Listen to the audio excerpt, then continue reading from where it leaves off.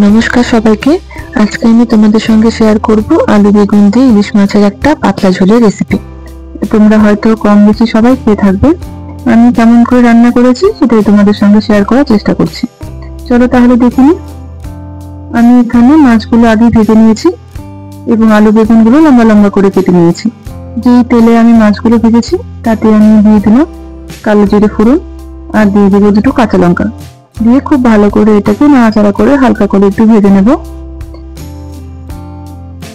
দুটো কাঁচা লঙ্কা দিয়ে দিয়েছি, দিয়ে খুন্তি দিয়ে খুব ভালো করে এটাকে নেড়ে নেব।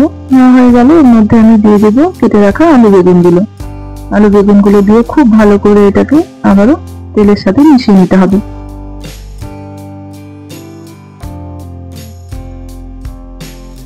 তেলের সাথে ভালো করে যখন এটা মেশানো হয়ে যাবে আমি এর মধ্যে দিয়ে দেবো আন্দাজ মতো নুন আর আন্দাজ মতো হলুদ গুঁড়ো।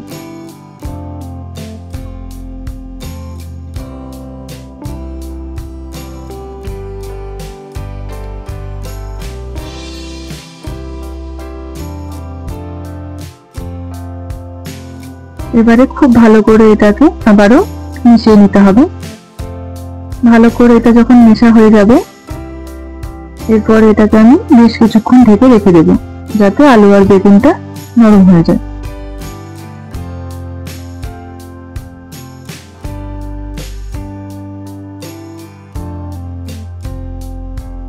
এরপর ঢাকনাটা খুলে আবারও বেশ কিছুক্ষণ এটাকে আমি নাড়াচাড়া করে মিশিয়ে নেব।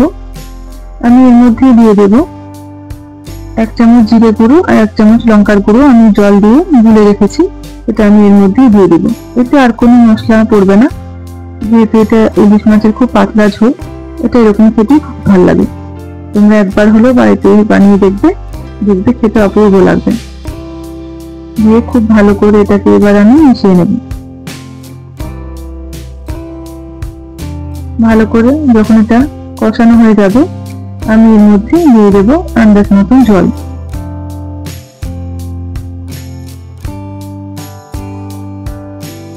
আন্দাজ মতন জলটা দিয়ে খুব ভালো করে আবারও এটা ঝোলের সঙ্গে মশলাটা মিশিয়ে নিতে হবে।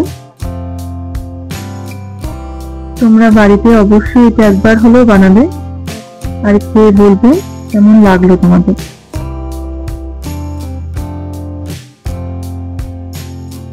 যদি আমার ভিডিওটা তোমাদের ভালো লাগে অবশ্যই একটা লাইক করো, তাহলে আমার নতুন নতুন ভিডিও বানানোর আগ্রহটা অনেক বেড়ে যায়।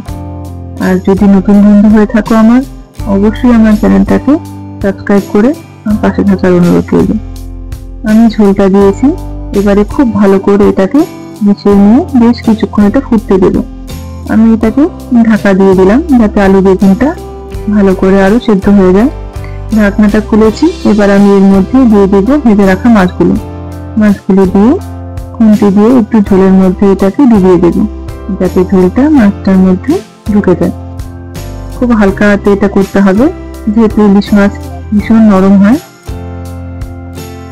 হালকা করে মাছগুলোকে ডুবিয়ে দিতে হবে ঝোলের মধ্যে, দিয়ে বেশ কিছুক্ষণ এটাকে ফুটতে দিতে হবে।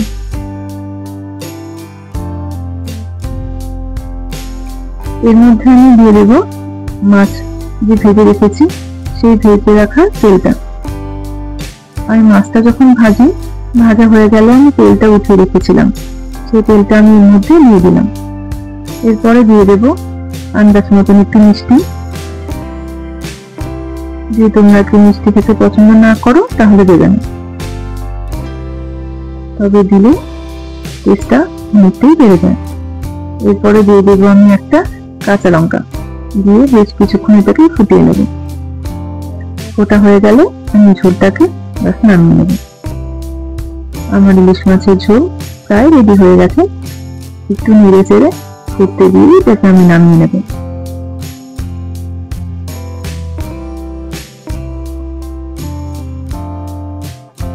ঝোলটা আমি নামিয়ে নিয়েছি। তোমাদের কেমন লাগলো অবশ্যই আমাকে জানিও। যদি ভালো লাগে ভিডিওটা একটা লাইক করো, আর নতুন বন্ধু হলে প্লিজ সাবস্ক্রাইব করে পাশে থেকো।